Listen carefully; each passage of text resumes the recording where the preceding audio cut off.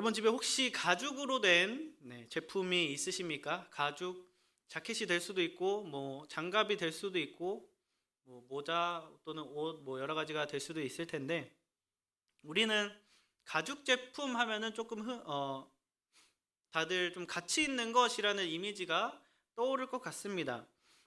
가죽 제품이라는 것은 사람들에게 굉장히 가치 있는 좀 이미지가 있는 것 같은데 왜 그럴까 하고 생각을 해봤을 때 몇 가지 좀 이유가 떠올랐어요. 첫 번째는 가죽은 사람이 인위적으로 만들 수 없는 생명을 통해서 하나님의 창조하신 생명을 통해서만 얻을 수 있는 그런 가치가 있기 때문에 인간이 굉장히 좀 중요하게 소중히 여기지 않을까 생각을 합니다. 그리고 또 하나는 가죽은 탁월한 보호 능력을 가지고 있습니다. 그래서 거친 작업을 하시는 분들이나 아니면 험한 일을 하시는 분들은 가죽으로 된 보호구를 이제 뭐 손, 발, 얼굴, 뭐 옷에 장착을 해서 그러한 작업들을 하고 일을 하는 모습을 우리가 자주 목격할 수 있습니다. 왜냐하면 그 사고의 순간 되게 연약한 우리의 피부와 살갗을 질기고 튼튼한 가죽이 보호해 줄 수 있기 때문입니다. 즉 인간이 좀 가죽을 좋아하는 이유는 많겠지만 내가 만들 수 없는 생명의 가치를 좀 지니고 있고 그리고 나를 대신해서 희생해서 나를 보호해주는 희생적 보호의 가치가 있기 때문에 가죽을 좋아하는 게 아닐까라는 생각을 했습니다.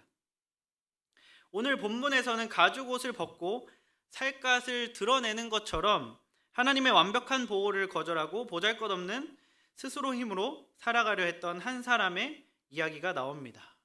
우리 역시 삶을 좀 되돌아보면 인생의 문제를 맞닥뜨렸을 때 내가 부족하고 부끄러운 상황을 직면했을 때 스스로 해결하려 애쓰지만 그럴수록 상황이 조금 더 악화되었던 그런 경험들이 아마 사람이라면 몇 번씩 있을 거라고 생각합니다. 오늘 말씀을 보면 에덴의 완벽함 속에 감춰져 있었지만 치명적인 균열이 지속적으로 일어나고 있었음이 발견됩니다. 그러다 아담이 죄를 짓고 숨어버렸을 때 하나님과 대면하는 본문을 통해 그 사실이 적나라하게 드러나게 되죠. 그래서 도대체 우리를 파괴로 몰아넣은 그 내면의 진실이 무엇인지 우리가 오늘 본문을 통해서 함께 살펴보고자 합니다. 인간은 왜 죄를 짓게 되었을까? 아마 우리가 자주 들었던, 잘 알고 있던, 이야기는 잘 몰라도 교회를 안 다니는 사람이라면 선악과라는 말은 아마 살면서 많이 들어봤을 텐데 우리가 그 얘기를 들으면 아마 나였으면 절대 먹지 않았을 거야 라는 생각을 한 번쯤은 해보셨을 것 같습니다. 우리도 예수님을 믿고 의인이 되었는데 계속 죄를 범하며 살고 있지 않습니까? 도대체 왜 인간은 죄를 짓게 되었고 하나님의 자녀도 하나님의 자녀임에도 불구하고 계속해서 죄를 지으며 살아갈까요? 인간이 죄를 짓는 이유에 대해 오늘 본문은 하나님과 소통하지 않고 홀로 서려고 했기 때문이다 라고 말합니다. 인간이 죄를 짓게 된 근본 원인은 하나님과의 소통 단절에 있었다는 것이죠. 오늘 본문 말씀 9절과 10절을 보면 이렇게 말합니다. 주 하나님이 그 남자를 부르시며 물으셨다. 네가 어디에 있느냐? 그가 대답하였다. 하나님께서 동산을 거니시는 소리를 제가 들었습니다. 저는 벗은 몸인 것이 두려워서 숨었습니다. 라고 말합니다. 이 말씀을 보시면 좀 의아한 생각이 들을 수도 있습니다. 하나님과 아담이 소통이 잘 되고 있는데 아담이 잘못했지만 회개하고 잘못한 걸 말하고 있고 그게 맞다고 배웠는데 뭔가 아담이 좀 숨고 피한 본문을 써야 되는데 인용을 좀 잘못한 것이 아닌가 라는 좀 의아함이 드실 수도 있습니다. 하지만 창조와 에덴 이야기 문맥에서 이 3장 10절은 아담이 하나님과 소통하지 않았음을 보여주는 굉장히 중요한 핵심 구절입니다. 왜냐하면 창세기 3장 10절이야말로 창조 이야기 전체에서 최초로 아담이 하나님께 직접 말하는 장면이기 때문입니다. 나중에 궁금하신 분들은 시간 되시면 찾아보시면 되겠지만 창세기 1장 1절부터 시작해서 3장 10절 사이에 아담이 하나님께 말하는 장면은 등장하지 않습니다. 그러니까 이 3장 10절이요. 아담이 하나님께 말씀드리는 최초의 장면이라는 거예요. 하지만 물론 에덴에서 아담과 하나님이 그전까지 소통이 없었다는 것은 아니겠죠. 당연히 소통을 하고 대화를 했을 것입니다. 그게 사실일 확률이 지극히 높아요. 그렇다는 것은 성경이 의도적으로 그간의 대화는 배제하고 이렇게 뒤쪽에서 첫 이 문장을 사용했다는 말입니다. 즉 이 기록에는 아담이 3장 10절에 와서야 하나님께 처음 말을 했다라는 이 기록에는 분명한 목적과 의도가 담겨 있다는 것이죠. 이 사실이 또 중요한 이유는 창조설화에서 말이라는 것은 굉장히 중요한 매개체이기 때문입니다. 하나님께서 천지를 창조하셨을 때, 그리고 인간을 창조하고 숨을 불어넣으시며 인간에게 사명을 명령하실 때, 뱀과의 대화를 통해서 인간이 결국 죄를 범하게 될 때, 그리고 그 죄와 심판이 어떠한 결론에 이르기까지 이 말이라는 매개체로 쭉 성경은 이어가고 있기 때문입니다. 그래서 1장부터 3장을 자세히 보면 하나님은 인간을 직접 빚어서 생기를 불어넣어 창조하시고 인간이 필요를 요청하기 전에 모든 필요를 아시고 먹을 걸 제공하시고 일을 제공하시고 짝을 제공하시는 모습을 우리는 성경을 통해 발견할 수 있습니다. 그러나 아담은 성경을 보면 피조물, 동물에게 이름을 붙여줄 때나 하와와 대화할 뿐 하나님께 응답하고 대답하는 모습은 이 3장 10절 이전엔 등장하지 않는다는 거예요. 그리고 아이러니하게도 그 첫 말은요, 죄에 대한 회피와 은폐였다는 겁니다. 성경에서 나오는 아담이 하나님께 드린 첫 번째 말은 자기의 죄에 대한 회피와 은폐였다. 즉 성경은 의도적으로 하나님을 향한 아담의 대답을 생략함으로써 죄는 하나님께 대한 비응답에서 시작됨을 폭로하고 있는 것입니다. 소통이 멈춘 자리가 바로 죄로 향하는 길의 시작이라는 것이죠. 그러면 아담은 왜 그토록 하나님께 대답하기를 주저하며 멀어졌을까요? 그 이면에는 하나님 없이 혼자 살고 싶어하는 독립의 욕망이 숨어 있습니다. 예전에 어떤 목사님이 설교 중에 이런 말씀을 하신 적이 있습니다. 기도는 하나님과 나와 소통하고 교제하는 장치입니다. 그런데 우리의 기도는 소통이 아닙니다. 우리는 기도할 때 하나님, 제가 이게 힘들고요, 저게 어렵고요, 이게 필요하고요, 저게 필요하고요, 이게 문제고요, 저게 문제고요, 나다다다다다 기도를 합니다. 그래서 우리의 기도를 듣고 하나님이 우리에게 그래, 그런데 그 문제는 있잖아요 하고 대답을 해주시려고 하면 우리는 예수님의 이름으로 기도했습니다 아멘 하고 듣지 않고 끝낸다는 거예요. 내 할 말만 다다다다 하고 하나님이 뭐라고 그거에 대해서 대답해 주면 아멘 하고 그냥 듣지 않고 간다는 것이죠. 하나님의 말은 듣지 않고 내 할 말, 내 소원만 이야기하고 끝나는 게 우리의 기도의 모습이라는 거예요. 이는 하나님과 교제하는 것이 아니라 램프의 요정 지니에게 소원을 말하는 것과 같다는 것이죠. 하나님의 음성을 듣기보다 내 할 말만 하고 돌아서는 이 모습이 바로 아담이 보여준 비응답의 실체와 같다는 것입니다. 여러분의 기도는 어떠십니까? 여러분은 정말 하나님과 소통하는 기도를 하고 계십니까? 아니면 하나님께 일방적인 요구만 하는 기도를 하고 계십니까? 이러한 죄성은 우리의 일상에서도 드러납니다. 인간은 결혼하기 전에 어떻게든 본능적으로 짝을 찾고 싶어 하죠. 청년들의 주된 항상 고민과 이슈 중에 하나는 결혼입니다. 그런데 결혼을 하면 본능적으로 상대방이 못하는 것밖에 안 보이고 어떻게 하면 저 사람과 떨어져 있을까? 어떻게 하면 혼자 있을 수 있을까를 고심하는 인간의 죄성이 드러나게 됩니다. 여러분의 표정을 보니 저만 그런 것 같은데요. 이것은 인간의 죄의 본성입니다. 최초의 인류가 여러분 선악과를 먹은 이유가 무엇입니까? 뱀의 꼬임에 헷가닥해서? 물론 맞죠.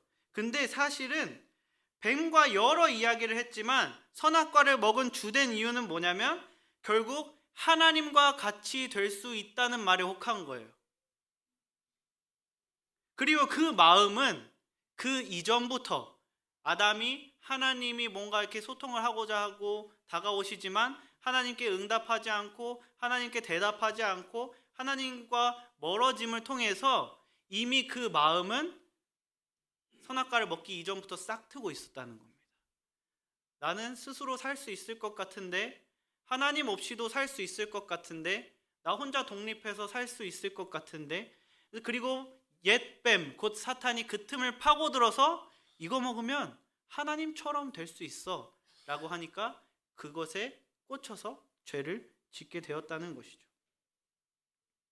내가 누렸던 모든 것들이 주님의 은혜가 아니라 내 힘으로 일궈낸 것이라고 믿기 시작할 때 우리는 하나님의 보호를 거절하고 독립이라는 죄의 길로 들어서게 되는 것입니다. 하지만 여기서 우리가 직면하는 비극은 따로 있어요. 우리가 여기서 직면하는 비극은 뭐냐면 인간에게는 스스로를 책임질 자존할 능력이 없다는 거예요. 나는 혼자 독립해서 살아갈 수 있을 것 같지만 실제로 나에게는 나 혼자 이 험한 세상을 살아갈 수 있는 능력이 없다는 겁니다. 인간은 자존할 수 있는 능력이 없기 때문에 홀로 서려 할수록 부족함이 더 적나라하게 드러나고, 그러면 또 그 수치를 감추기 위해 또 다른 죄를 짓고 거짓말을 하고 은폐하고 그런 악순환이 시작된다는 거예요.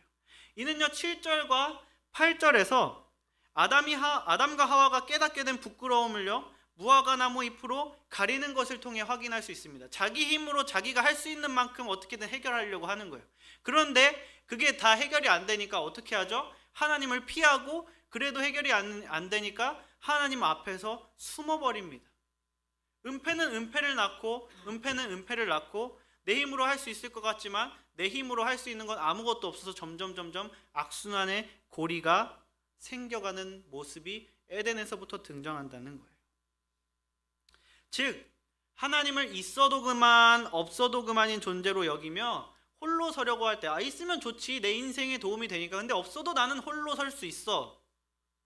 내가 힘들 때만 필요하고 내가 뭔가 꿈이 있을 때만 있어 주셔도 괜찮아 라고 홀로 서려 할 때 하나님께 반응하지 않게 되고 하나님을 점점 멀리하며 인간은 결국 실수를 했을 때 자신의 수치를 스스로 수습하려 하지만 그 능력이 없어서 죄의 악순환의 길에 들어서게 된다라는 사실을 최초의 인간이 우리에게 보여주고 있습니다. 여기서 우리는 하나님을 배제한 채 홀로 서려 했던 자존의 욕망은 단순히 개인의 심리적인 문제로 끝나지 않는 것에 주목해야 됩니다. 내가 내 힘으로 스스로 살려고 해서 내가 망하는 것에서 끝나지 않는다는 거예요. 단순히 나만의 문제를 넘어서 관계의 파괴로 이어짐을 성경은 적나라하게 보여주고 있다는 겁니다. 본문 7절과 8절을 다시 보면요, 인간은 죄를 짓자마자 수치를 느꼈고 그래서 무화과 나무 잎으로 스스로의 힘으로 좀 해결하고자 몸을 가리고, 그래도 안 되니까 하나님을 피해서 일단 숨었습니다. 이를 통해 우리 뭘 할 수 있냐면 죄의 본질은 관계에 있다는 거예요. 죄라는 것의 본질은 관계에 있다는 겁니다. 그냥 어떤 행동 자체가 죄인 것보다 그 행동이 관계랑 연결되었을 때 죄가 될 때가 대부분이라는 거예요. 예를 들면 내가 운동을 하지 않아서 근육이 거의 없이 빼빼 말랐거나 또는 살이 많이 쪄 있다고 생각해 봅시다. 그 상태 자체가 죄는 아닙니다. 내가 마른 게 죄가 아니고요, 내가 뚱뚱한 게 죄가 아니라는 거예요. 마른 게 죄면 뚱뚱한 게 의의가 되겠죠. 하지만 그렇지 않습니다. 이게 무슨 말이냐면, 그런데 중요한 건 뭐냐면 그 상태 자체는 죄가 아니지만 그게 언제 문제가 되냐면 사람과 뭔가를 함께 해야 돼요. 뭔가 내가 액티비티한 육체적인 미션을 받아서 팀으로 수행해야 되는데 그때는 나의 그 모습이 관계 속에서는 문제가 될 수도 있겠죠. 내가 벽에다 대고 벽한테 너는 그거 잘못된 거야. 너는 그때 그랬으면 안 됐고 그때 바람을 통과시켜서 나에게 추위를 줬으면 안 됐어 라고 한다고 해서 그걸 죄라고 보는 사람은 아무도 없습니다. 그런데 그 잣대가 벽이 아니라 사람을 향할 때 그것은요 문제가 되고 죄가 되기 시작합니다. 즉 죄의 파괴력은요 관계 속에서 발생하는 게 본질이라는 거예요. 또한 본문을 보면 죄는요 은폐와 회피를 조장합니다. 요즘 여러 매체에서 잘못을 저지른 공인들의 소식을 많이 접하는 안타까움을 발견할 수 있습니다. 그런데 이제 그 모습을 봤을 때 그걸 수습한다 치고 너무 티가 나는 거짓말로 덮으려고 하거나 또는 그냥 숨어버리는 거예요. 그걸 해결하고자 그렇게 하는데 결국 그것이 상황을 더 악화시키게 되죠. 우리는 그 모습을 보면 무슨 생각을 합니까? 차라리 그냥 인정하고 정직하게 말해서 죗값을 치르면 될 걸 굳이 왜 상황을 악화시킬까라는 생각이 뒤따르게 됩니다. 나라면 정직하게 인정했을 텐데 하고 말이죠. 하지만 우리의 모습도 그들의 모습과 별반 다르지 않음을 사실 내 인생을 조금만 돌아봐도 쉽게 발견할 수 있다는 거예요. 내가 하고 싶은 대로 살고 나 편한 대로 살고 편법을 쓰면서 핑계대고 마음대로 살아갑니다. 근데 재밌는 것은요, 하나님이 나의 그 모습을 다 알고 다 보고 계신다는 걸 인지해요. 하나님 앞에서 숨길 수 없다는 걸 알아요. 그렇지만 그런 삶을 살아요. 애써 외면하면서, 모르는 척하면서, 하나님의 진리를 덮어두면서 우리는 그렇게 살아갑니다. 여러분, 그런 삶을 살아가는 사람들은 어떠한 모습이 삶에서 나타나는지 아십니까? 첫 번째로 하나님을 멀리하고 말씀을 멀리합니다. 왜냐하면 자기의 치부를 들춰내기 때문이에요. 그리고요, 그 다음으로는 목사님을 피하고요, 성도가 함께 하는 자리를 피합니다. 뭔가 그런 관계성을 형성하는 자리를 만들었을 때 제가 이래저래 사정이 있어서 이번에는 못 갈 것 같아요 하고 주님 안에서 맺어진 그 공동체의 자리를 피한다는 거예요. 즉 모든 인간은 죄를 지으면 부끄러움을 숨기기 위해 급급해하는 특징이 있으며 숨길 수 없음을 알매도 하나님 앞에서 필사적으로 숨기기 위해 하나님을 멀리하는 그런 우매한 모습을 보인다는 겁니다. 이건 아담만의 모습이 아니라 내 모습이라는 거예요. 여기서 벗어날 수 있는 사람은 이걸 진짜 많이 해보고 정말 훈련된 성숙한 사람이 아니면 없다는 거예요. 인간은 기본적으로 그렇게 죄값이 세팅되어 있다는 겁니다. 그리고 이러한 하나님과의 관계의 파괴는요, 필연적으로 사람과의 관계 파괴로 이어집니다. 하나님과 파괴되고 사람과 좋고 이렇게 되지 않는다는 거예요. 하나님과 관계 파괴되면 인간과의 관계에도 문제가 생기기 시작한다는 겁니다. 여러분 12절을 보면요, 하나님과 관계가 파괴된 그 최초의 인간이 나를 위해 타인을 희생시키는 이기심으로 사람과의 관계 파괴로 이어감을 우린 발견할 수 있습니다. 아담이 하와를 처음 봤을 때 뭐라고 말했습니까? 내 뼈 중에 뼈요 내 살 중에 살이라. 세 번역은 뭐라고 말하냐면요, 이제야 나타났구나 이 사람, 이렇게 말해요. 하와를 처음 보자마자 너무 감격스러워요. 내 짝이구나, 행복합니다. 그런데요, 결국 죄를 짓자 그 소중했던 그 사람을 뭐라고 얘기합니까? 하나님께서 저와 함께 살라고 짝지어주신 여자, 그 여자가 그랬다 그럽니다. 좀 전에 2장 3장 얼마 차이도 안 나요. 이게 무슨 말이냐면 내가 선택한 여자가 아니라 하나님이 나한테 주신 여자 때문에 그런 거예요 라는 겁니다. 내가 하겠다 그런 거 아니잖아요. 하나님이 시켜서 했는데 이거는 내 책임이 아닌데요 라는 의미가 지금 여기 담겨 있는 거예요. 성경은 인간이 자기의 의를 앞세워 타인을 심판할 때 어떤 비극이 일어나는지 명확히 보여줍니다. 자기 의, 자기 생각을 앞세워서 타인을 심판하고 타인을 정죄하죠. 지금 12절에서. 그러니까 12절 13절에서 그 뒤에 부분을 보면 어떻게 됩니까? 남자는 여자를 탓하고요, 13절에서 보면은 여자는 뱀을, 피조물을 탓합니다. 그 어디에도 내 잘못입니다, 죄송합니다, 회개합니다라는 고백은 없습니다. 나를 살리기 위해 끊임없이 타인에게 죽음의 책임을 떠넘기는 이 비극적인 연쇄 반응은 결국 모든 인류를 사망으로 몰아넣는 결과를 초래하게 되었다는 것이죠. 우리는 이 장면을 통해 두려운 진실을 마주해야 합니다. 예수님은 마태복음 22장에서 하나님을 사랑하고 네 이웃을 네 자신같이 사랑하는 것이 모든 율법의 완성이요 율법의 핵심이라고 하셨습니다. 40절에 이 두 계명은 온 율법과라는 것은 모세의 오경을 말하고요, 그 뒤에 예언서의 본뜻이라는 것은 나머지 구약을 말해요. 그러니까 구약 39권 전체를 압축해서 한마디로 얘기하면 하나님을 사랑하고 내 이웃을 내 자신같이 사랑하라는 거예요. 이것은 그 전에 안 알려줬던 세 계명이 아니라 이미 제시되었는데 너희가 파악하지 못했던 그런 핵심 포인트야라는 것입니다. 하지만 죄인은 정반대의 길을 걷죠.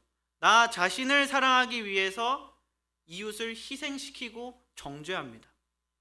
우리가 하나님의 자리에 올라서서 자기 의만 가진 사랑 없는 심판자가 될 때 우리는 공동체를 세우는 성도, 거룩한 무리가 아니라 누군가의 믿음을 꺾어버리는 관계 파괴자이자 보이지 않는 칼로 타인의 영혼을 베는 영혼의 가해자가 될 수 있다는 거예요. 우리는 이걸 분명히 심각하게 기억해야 됩니다.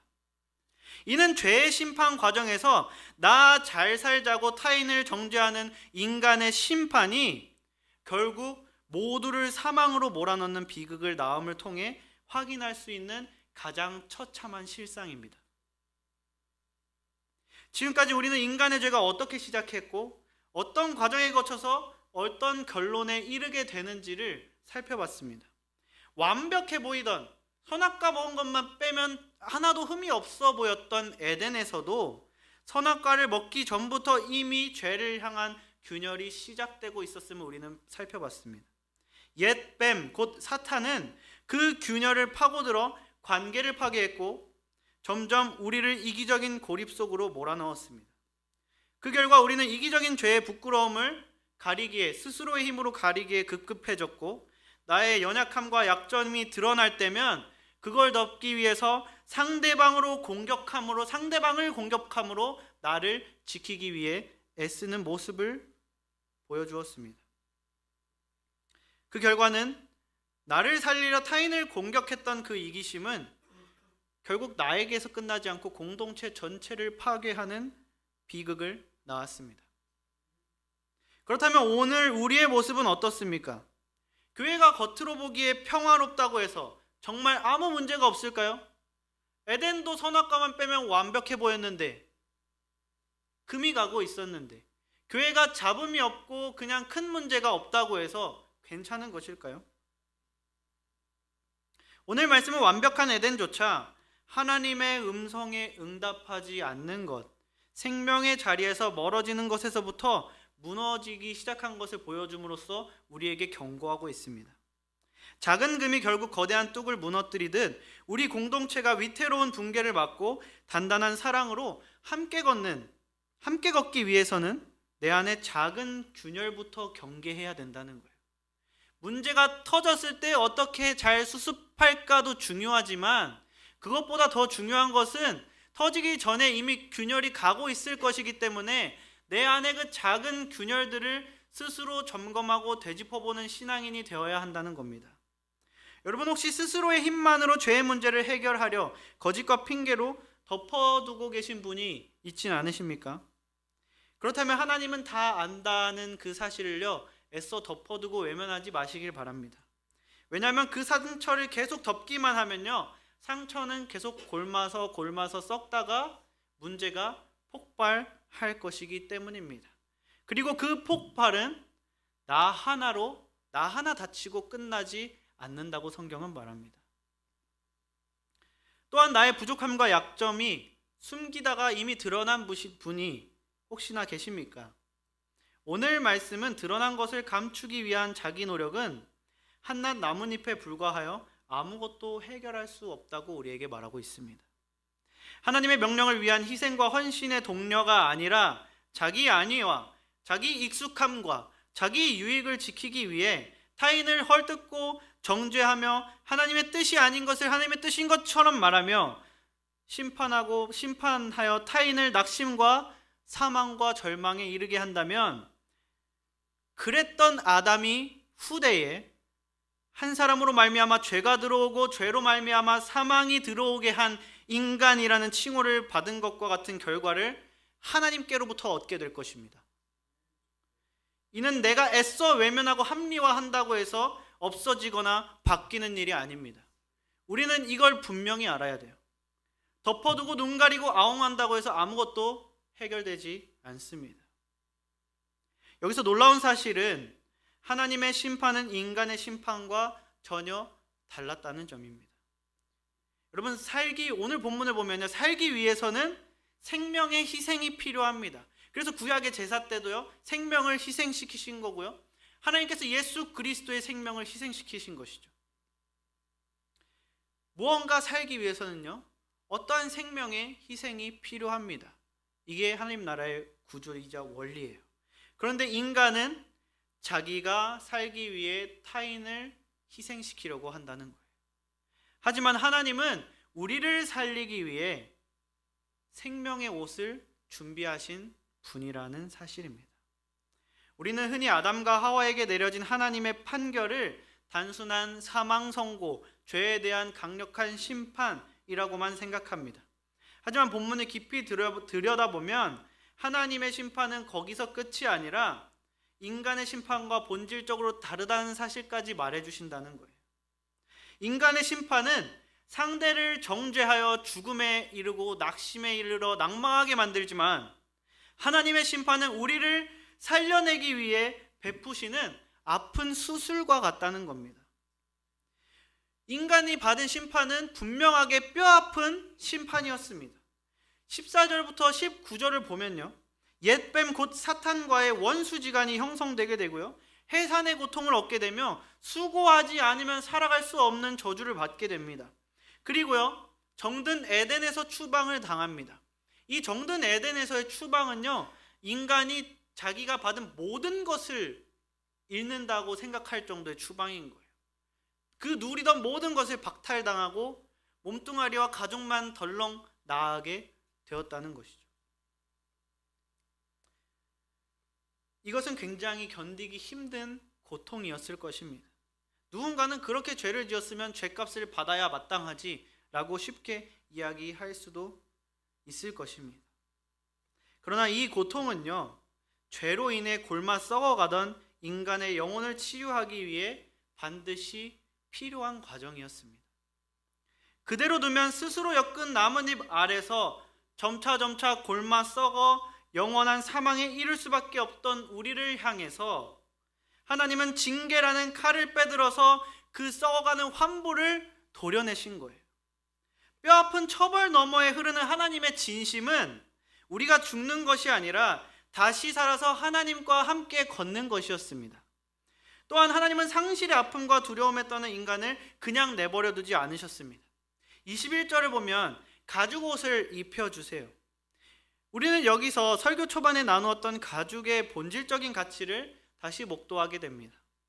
가죽은 반드시 생명이 있는 존재의 희생, 즉 누군가의 죽음이 있어야만 얻을 수 있습니다. 즉 하나님은 인간이 스스로 엮은 나뭇잎을 벗기시고 한 생명을 대신 희생시켜서 그들의 수치를 완벽하게 덮어주신 것입니다. 하나님은 아담의 부끄러운 살갗이나 죄의 흔적 자체를 없애버린 게 아니라는 거예요. 인간의 연약함은 그대로 남아있는데 하나님은 그것을 가죽옷으로 덮어주셨다는 겁니다. 이것이 바로 용서라는 의미인 거예요. 성경은 훗날 이 은혜가 어떻게 완성될지를 이렇게 예언했습니다. 이사야는요, 주님께서 나에게 구원의 옷을 입혀주시고 의의 겉옷으로 둘러주셨으니 내가 주님 안에서 크게 기뻐하며 내 영혼이 하나님 안에서 즐거워할 것이다 라고 예언하였습니다.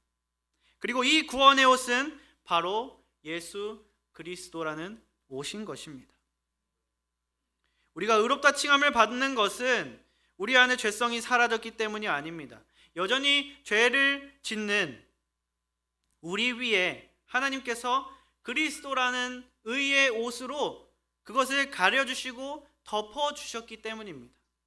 내 살갗은 여전히 죄로 인한 상처가 입혀졌고요, 씻을 수 없는 흉터가 있습니다. 수치 덩어리예요. 그런데 나를 대신해서 찢기신 예수 그리스도의 희생이 그 나의 수치를 모두 가리고 남을 정도라는 겁니다. 하나님은 이제 우리의 허물을 보지 않으시는 거예요. 우리를 덮고 있는 그리스도의 온전한 의가 있다면 그것은 보여질 수가 없다는 것입니다. 마지막으로 이 옷은 단순히 수치를 가리는 용도에서 끝나지 않았습니다. 여러분, 에덴 밖에 쫓겨났을 때 어땠을까요? 에덴과는 정반대의 세상이 펼쳐졌겠죠. 에덴 밖의 세상은 인간의 살갗을 찌르는 가시와 엉겅퀴가 있었고 견뎌내야 할 추위와 굶주림과 안전에 대한 위협이 기다리고 있었습니다.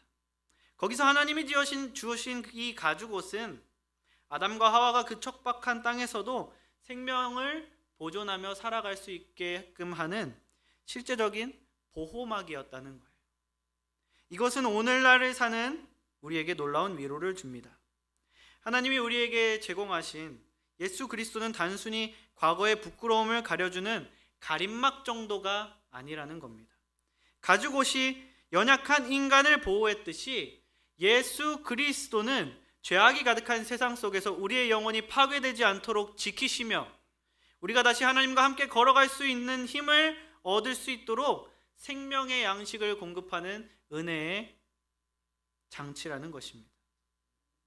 우리는 오직 믿음으로 말미암아 예수 그리스도라는 옷을 입었기에 내가 비록 아직 흉터가 많고 연약할지라도 다시 일어서서 세상 속으로 용기 있게 걸어 들어갈 수 있는 힘이 있는 것입니다. 말씀의 결론을 맺겠습니다. 우리는 오늘 에덴에서 벌어진 비극적인 균열과 그 너머에 숨겨진 하나님의 더 큰 사랑을 살펴봤습니다.